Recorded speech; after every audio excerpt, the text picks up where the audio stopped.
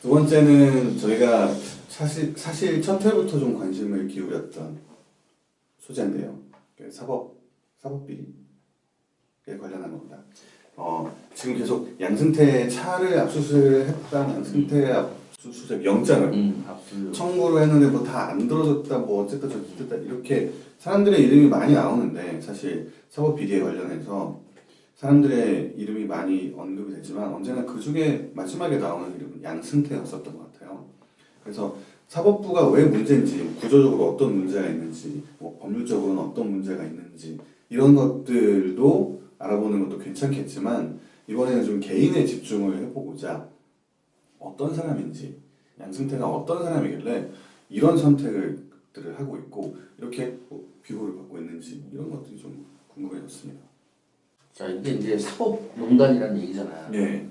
그러니까 핵심은 이제 양승태가 현실적으로 이제 그 촛불 운동의 결과로 문재인 정부가 들어서고, 문재인 정부가 과거 정권의 비리를 이제 그 파헤치는 과정에서 적폐청산이라고 부르는 그 과정에서 이제 엄청난 일들이 밝혀지고 있는 거죠. 그래서 사법부의 수장이었던 이 양승태가 전직 대통령인 박근혜가 손을 잡고 여러 가지 재판들을 거래했다. 이런 게 이제 문제가 되는 거고, 이제 이게 문제가 되는 이유는 핵심은 그건 것 같아요. 예를 들어서 이 사법농단이 박근혜 정부가 여러 가지 비리가 있었고, 그리고 그동안에는 그런 비리를 밝히는 것에 대해서 언론들이 뭐라 하는 것도 있지만 사실 한두 개가 아니다 보니까 비리가 비리를 덮고 막 이런 과정에서 뭐가 나와도 또 비리 하나 이겠거니 이런 흐름이었는데, 얘가 기존의 것과 다른 것은 다른 사건에 대해서 어떻게 국민들이 건드려 볼 수 없는 성역처럼 짜여져 있는 어떤 정치 뉴스, 그럼 이런 것들이 보인다는 얘기지. 예를 들어서 범죄를 저지른 사법부가 스스로에 대한 영장을 판단한다든가 이런 문제들이 걸려 있으면서 특별히 더 이슈가 된다고 봐. 그래서 사람들 사이에 이제 관심이 상권 분립이라고 하잖아요. 국민들이 가지고 있는 주권을 세 군데 나누어서 입법부, 행정부, 사법부가 나눠 가지고 있는데, 전에 얘기한 것처럼 입법부와 행정부가 그 권력을 가진 이유는 투표라는 행위를 통해서 권력을 이양받았기 때문인 건데, 사법부는 그렇지 않다는 거지. 그래서 그 권력의 어떤 근거도 좀 문제가 되고, 그 권력을 되돌려 놓는 혹은 꾸짖는 이 과정도 명확하지가 좀 않고 어렵고, 이 과정이 문제가 돼서 찾아봤어. 지난번에 좀 얘기를 해서 판사를 수표로 뽑아야 된다 이렇게 보니까 미국은 대부분이 판사를 다 선출하고 있고, 유럽도 그렇고. 재밌는 건 2009년에도 우리나라에 이슈가 됐었더라고요. 사법부 개혁 이런 거. 아니, 그 판사를 선거로 뽑아야 된다라는 이유가 이슈가 됐었고, 사실 그때 보니까 제가 다 찾아본 걸 아니까 이런 문제들이 전 세계적으로 문제가 쭉 됐었던 것 같아요. 내 기억으로 이제 그쯤이 정부들이 다 보수화되고 있는 즈음이었던 것 같아요. 보수 정권들이 막 들어서는 이런 즈음에 그리고 이런, 그래서 찾아보니까 또 뭐가 있냐면 그 볼리비아 라는 나라에서도 2011년에 처음으로 판사들을 선거를 통해서는 개헌을 해서 뽑는 일이 있었더라고. 그래서 또 한 번 우리나라에서도 이슈가 되고, 그래서 그런 요구가 계속 있었던 거죠. 볼리비아도 하는데 거기 유흥이 사원만 있는 줄 알았는데. 그러니까 이런 느낌인가요? 그러니까 2009년에 한 번 이슈가 이렇게 되었다가 묻히는 과정에서 사람들이 여러 가지 이제 그 당시 정부에 의해서 묻혔겠죠. 이것까지 그러니까 늘 이제 사법부를 투표를 통해서 뽑아야 된다라고 얘기가 나오면, 지난번과 마찬가지로 교육감 선거와 마찬가지로 그렇게 뽑으면 전부 다 판사들도 정치적으로 정치 판사가 되고 이럴 거라는 우려가 이제 주로 그런 논의를 막는 근거였던 것 같아요. 그래서 이 논의를 하려면 지금 현재 사법부 농단에 대한 이 논의를 하면 이 과거에 있는 비리들을 어떻게 단죄할 것이냐 또 문제이지만, 근본적으로는 지금 말한 이 문제, 판사들을 어떻게 선출해야 되냐는 문제, 그리고 여기를 건드리려면 과연 투표를 통해서 판사를 선출하는 것이 판사들의 정치화, 사법부의 정치화를 부추겨서 결과적으로는 권력 분립을 해치는 일인가? 이걸 논의하는 게 핵심이 아닌가? 그래서 저는 그게 가치 판단이 좀 들어가는 문제라서 음, 사법부를 어떻게 뜯어고치는 게 좋을 것인가는 사람들마다 자기의 뭐 입장이나 신념이나 뭐 생각이나 혹은 자기가 아는 정도에 따라서 많이 달라질 것 같거든요. 그러니까 저는 판사를 투표를 통해 선거를 통해서 판사를 뽑는 게뭐 좋기는 하겠죠. 저는 정치 판사든 재판 파퓰리즘이든 뭐 그렇게 나쁘다고 생각하진 않아요. 근데 동시에 판사라고 하면 아주 전문적인 영역에 있어야 하는 사람이고 민주주의의 최고의 보루라고 한다면 이 사람이 다른 여타의 다른 환경이나 다른 요소에 의해서 영향을 안 받을 정도로 약간 온실이나 진공 속에 있어야 된다라고 생각하기도 해요. 근데 나는 근데 문제는 말이죠. 그래서 양승태는 누군데요? 양승태? 어. 그러니까 아까 얘기를 하다 말아봤는데 이제 이게 문제가 되는 건 그런 것들이 문제가 막 벌어졌는데 그런 것들을 기획하고 주도하고 숨기고 이랬던 그 축의 뭐랄까 수장이 양승태였다라는 거죠. 그리고 이게 더 이제 문제가 되는 것은 그 양승태가 이런 일을 하기 전에 보여온 행보들이 예를 들면 삼성과의 재판에서 되게 명확한 유죄 판결이 날 것 같은 판례들도 다 덮었다든가 그리고 과거 관첩 사건이나 이런 것들도 전부 다 유죄 판결을 주도했다거나 이런 전력들이 있으니까 지금 사실 사법농단의 경우에는 객관적으로는 판결이 난 게 아니거든요. 그렇죠. 뭐 지금 수사 단계잖아요. 수사를 하고 있는 건데 이제 여기에 사법부에서 거기서 워낙 제동을 많이 거니까 이제는 뭐 그런 얘기가 좀 나오더라고. 검찰에서도 수사가 거의 다 끝내서 이제 뭐 터뜨릴 거다 이런 얘기가 나오지만 아직 현실적으로는 그것이 뭐 의혹인 거죠. 지금은 수준으로는. 근데 그것이 그 의혹이 그만큼의 그 뭐랄까 개연성을 사람들이 갖게 되는 이유가 양승태가 그동안 벌여온 그런 판결의 내용들이 그런 것들을 충분히 그럴만하다라고 생각하기 그 점이 있으니까 이 문제가 양승태로 오는 것 같아요. 그럼 양승태의 판결은 지금까지의 판결은 기득권을 보호해주는 형태였던 거예요? 뭐 그것을 뭐라고 이름 지을지는 모르겠지만 구여권이 자신들의 권력을 지켜나가고 또 이해관계를 지키기 위해서 저질렀던 사건들 그 사건들이 아까 말한 마무리에는 양승태가 있더라. 그 사람은 뭘 얻으려고 그런 거예요? 이제 그 어른 과정에서 이제 요즘 제일 문제가 되는 것은 상고법원을 하려고 하는 거죠. 상고법원. 왜냐면 이제 상고법원을 왜 하려고 하는 거냐면 이제 상고법원 문제는 기본적으로 헌법재판소 판사들과의 권력 문제인 것 같아요. 사법부를 견제할 수 있는 유일한 이제 기관은 헌법재판소잖아요. 그리고 헌법재판소에 있는 재판관들은 사실 법원 내에서 권력 관계에서 좀 진 사람들. 그렇죠. 대법원장 못 간 사람들, 못 간 사람들이 이제 매일에서 있다 보니까 더더욱 정서적으로 경쟁 관계에 있었던. 그러니까 대법원에서는 양승태 입장에서 보자면 지금까지 밝혀진 거 많은 사람들이 주장하는 걸 보자면 사법부는 장악을 했는데 이쪽에 있는 헌법재판소에 있는 헌법재판소 법관들이 뭐랄까 호락호락하지 않은 거죠. 자꾸 딴지를 걸고. 그러니까 얘네들을 내 권력으로 들 수 있을 만한 미끼를 만들려고 하는 거죠. 그러면 양승태의 목적은 사법부의 한 경계 성을 이렇게 막 높이 쌓는 거였나?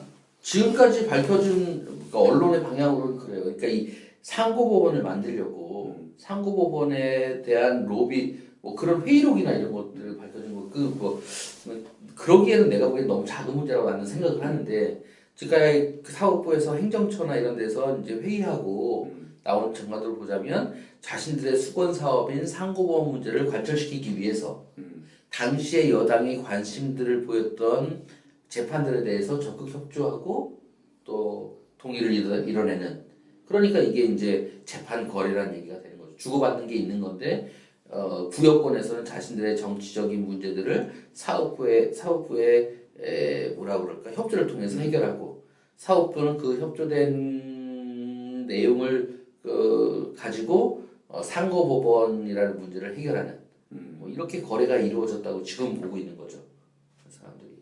상고법원이라는 그러니까 그 판사들이 갈 수 있는 자리를 하나 만들어주면서 판사들을 장악을 하면서 그리고 판사들을 장악하게 되면 재판에 이렇게 조금씩이라도 걸려있는 정치인들이나 뭐 경제인들이나 이런 사람들한테 또 뭔가 줄 게 생기고 이러면서 얻으려고 했던 게 뭔지 사실 되게 궁금해요. 저는. 양승태는 이걸 다 만들어 놓은 다음에 주구장창 죽을 때까지 대법원장을 할 수 있는 사람은 아니었잖아요.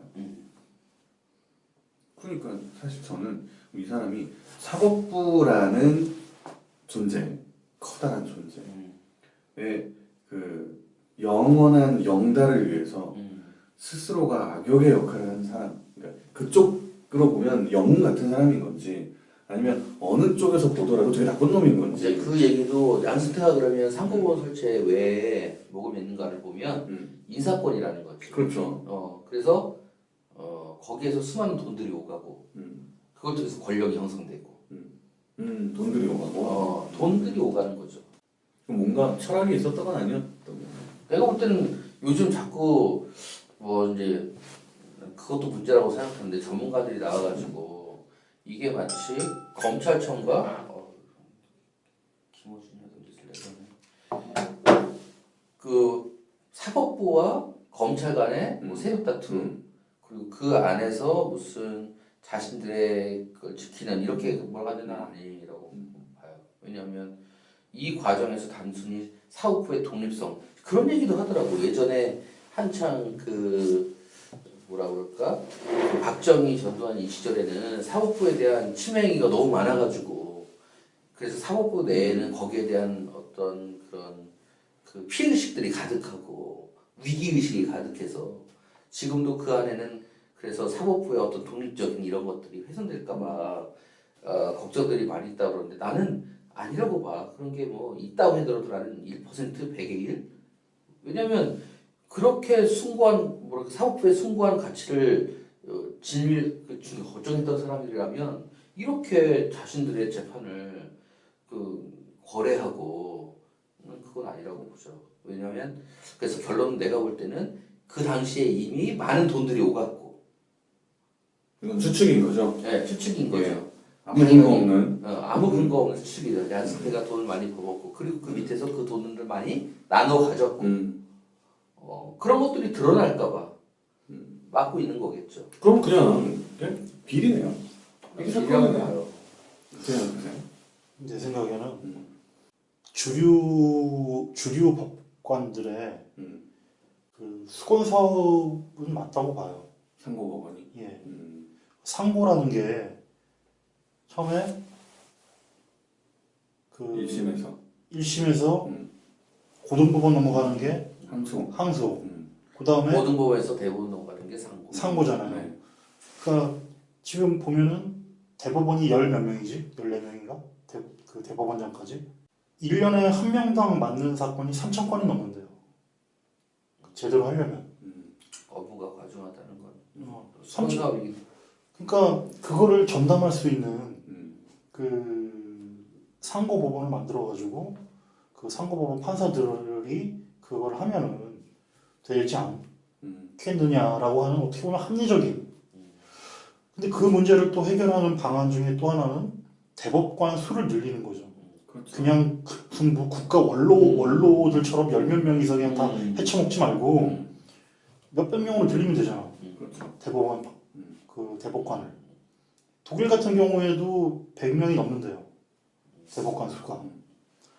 뭐 그런 방법이 있겠지만 근데 아까 그 유랑님이 얘기하셨듯이 대법관을 유지하면서 상고법원을 두려고 하는 이유는 뭘까 했을 때 첫 번째가 그 눈의 가시 같은 헌법재판소 폐지로 그러니까 상고법원이 생기면 그럼 대법관들은 뭐해? 뭐 이런 얘기 나올 거 아니에요. 헌법재판소의 업무를 가져오는 거. 그런 게 있을 수가 있겠고 또 한 가지는 그 인사권, 대법원장의 인사권. 그러니까 지금 대법관들은 대법원장이 뽑는 게 아니잖아. 그러니까 일부만 뽑잖아. 대법원장 추천으로. 나머지는 여권에서 뽑고 뭐 행정부에서 뽑고 이렇잖아요. 대법관들 구성이. 근데 상고법원 같은 경우에는 대법원장이 다 뽑을 수가 있게 되잖아요. 그러니까 중요한 상고심을 자기가 뽑은 인사로 하기 때문에 그 대법원의 장악력이 훨씬 높아지겠죠. 엄청 높아지는 거예요.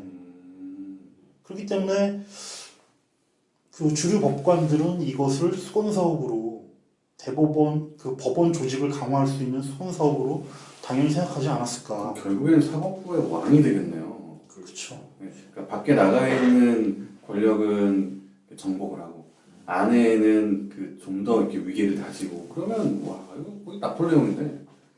그러니까 그거를 수건 사업으로 생각을 하고 추진을 하려고 다 내준 거지. 영혼을 팔아버린 거지. 내부적으로는 그럴 수도 있겠다. 상권분립이라고 하는데 사실 행정부나 입법부에 비해서는 좀 찬밥 같은 권력이 아니라 재판에서만 좀 이런 느낌이 있으니까 그 안에서는 이씨 뭐 이런 게 있을 수도 있겠네.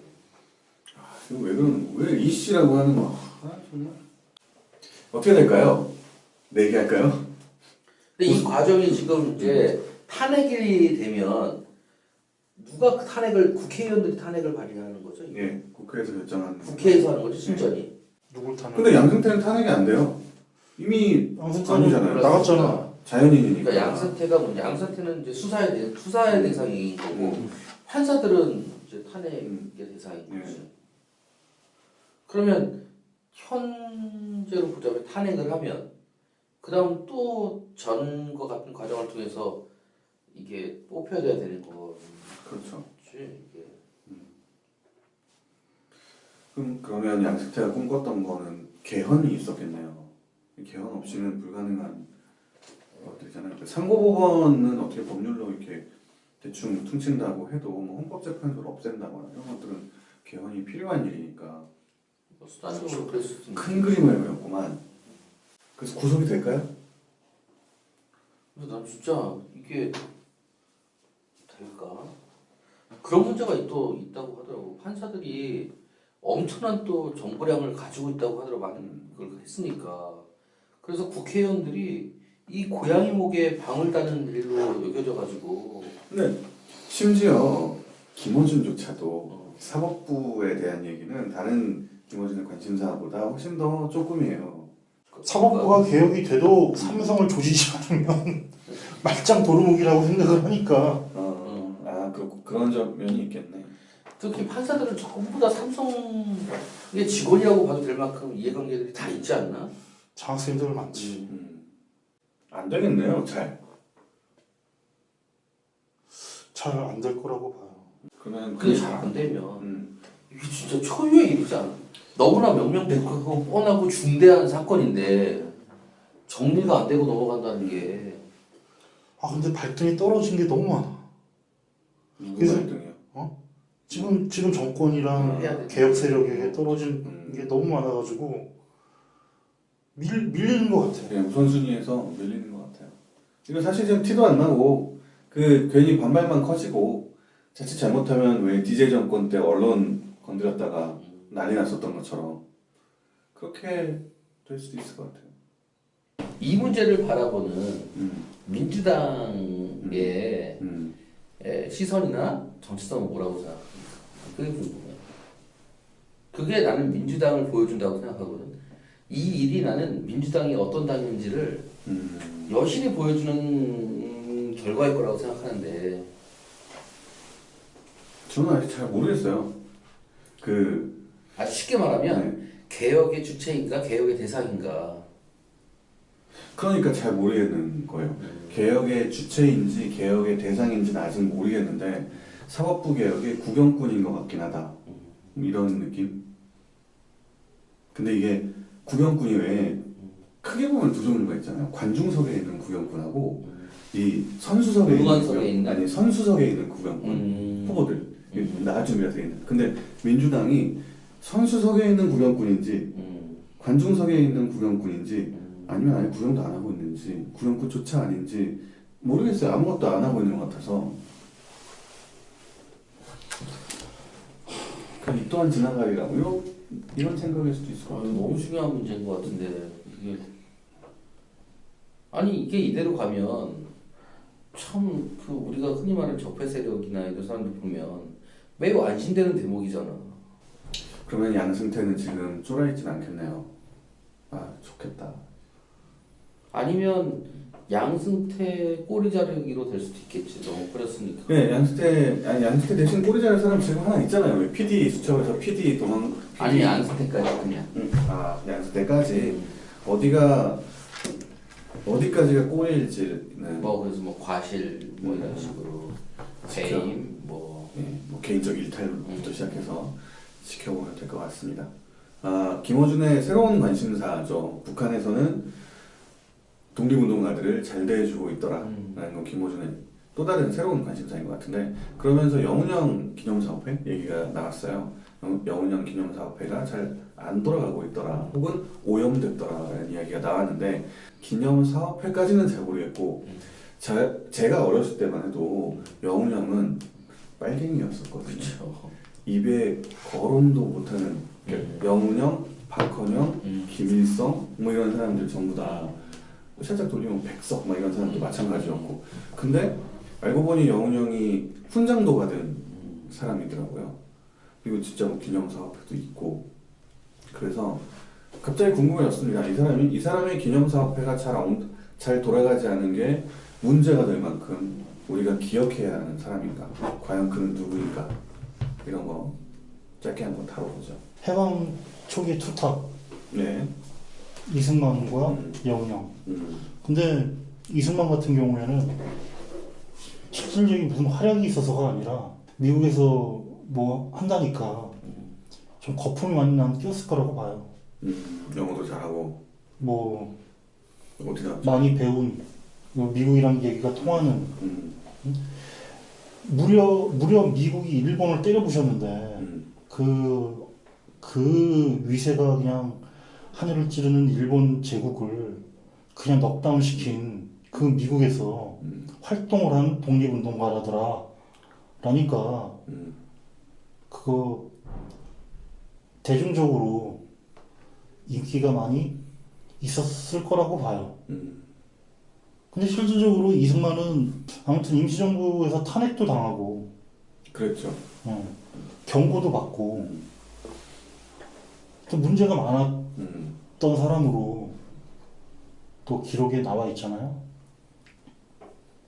근데 대한민국 새로 이제 태어난 새로 건국되는 새로 정부가 수립되는 대한민국의 그 지도자로서 이승만 못지않게 여운형 김구 선생도 아니고 몽양 여운형 선생이 주목을 받았다라는 거는 그만큼 그 활약이 컸다는 거겠죠. 그렇죠. 저희가 주로 알고 있기로는 그 당시의 원투는 김구 이승만이라고 생각하는데 그리고 사실 넘버원이 김구인데 김구가 죽어서 이승만이 넘버원이 된 거다 이렇게도 알고 있는데 사실은 김구는 넘버3였다 그런 말씀이신 거죠. 조금 찾아온 얘기를 해보면 객관적인 얘기들 이 사람은 되게 부잣집 아들로 태어났대요. 그래서 어릴 때는 한문교육 이렇게 하고 그랬는데 이제 그 당시에 이제 신문물이 들어오고 이런 과정에서 그런 영향을 되게 많이 받았나 봐요. 그래서 이렇게 할아버지하고 이제 동네에서 배우던 그 한문학당 때려치고 배제학당에 들어가지고 신교육을 받기 시작했고 기독교 신자이게 됐대요. 근데 이제 기독교 신자이긴 하지만 기독교 정신을 받아들였기보다는 서양식의 어떤 그런 그 공화정적인 어떤 그런 사고방식, 개화된 사고방식들에 더 이제 관심이 있었던 것 같고 아버지가 돌아가셔가지고 유산을 받았는데 그 유산들을 종들이나 유산들 다 나눴었대요. 그러니까 좀 일찍부터 그런 인식이 많았던 사람이죠. 그리고서 그 다음부터는 이제 사람들을 가르치는 분화로드 운동. 분화로드 운동을 하기도 했고 음. 또 국채보상 운동에 나서기도 하고 도시에서 나와서 막 그 지금 집회 때처럼 막 그 대중 발언 연설도 많이 하고 이래서 굉장히 인기가 있었던 모양이에요. 그리고 나서 이제 국외로 상해로 망명을 가가지고 거기서 교민단을 조직하고 이 사람이 되게 그러니까 대중적이고 학문적인 게 아니라 대중적으로들 하고 웅변술도 뛰어나고 시대적인 변화에 민감하고 이랬던 사람이었던 것 같아요. 정치가네, 정치가. 그렇죠. 지금으로 굉장히 뛰어난 정치가였던 것 같고, 근데 이제 처음 좀 이제 삐끗하는 게 이 사람이 이제 상해에서 그런 활동들을 많이 하고 있을 즈음에 국내에서 3.1운동이 일어났고, 그래서 임시정부가 생겨났는데, 임시정부가 생겨나긴 초기부터 임시정부를 만드는 이제 지도자들과 마찰을 빚기 시작했대요. 국호 문제를 두고. 그래서 이제 임시정부 대부분의 사람들은 국호를 대한민국 대한이라고 하자. 근데 그 대한이라는 것은 그 대한제국의 정통성을 이어받자는 얘기였대요. 근데 이 사람은 반봉건적인 의식이 강했던 사람이기 때문에 그걸 버리고 그냥 조선으로 해야 된다. 그리고 구황실의 권위를 인정하지 않았다는 거죠. 그 권위가 형성되는 것도 자주적인 게 아니었고. 그래서 거기서부터 좀 마찰을 빚기 시작했던 것 같아요. 조선이나 대한이나 다 같은 거 아닌가? 근데 뭐 그 시대로 보자면 그럴 수 있다고 봐요. 그 시대로 보자면. 아무튼 왜냐하면 조선도 그런 얘기는 있죠. 뭐 어차피 뭐 이시조선이라는 얘기도 있고 조선 황실의 것이 아니냐라는데 그게 500년 갔으면 그냥 실체로서의 국가였던 거고 우리가 대한민국이 많이 만들어도 우리한테는 그냥 이제 한국이 된 것처럼 그에 비해서 당시에 이제 몇 년 되지도 않았던 대한제국은 이 여운형 선생의 눈에는 괴뢰 정권으로 보였겠죠. 그런 의미에서 실체적 그런 뭐라 그래 현실혼 관계 사실은 사실혼 관계 이런 것처럼 실체로서의 조선은 인정하지만 그 괴뢰 정부로 보이는 대한제국 괴뢰 정부란 말은 좀 그렇지만 반대했던 걸로 이제 마찰을 빚기 시작했던 것 같아요. 아니 근데 결국에는 임시정부에 참여했어요. 참여했죠.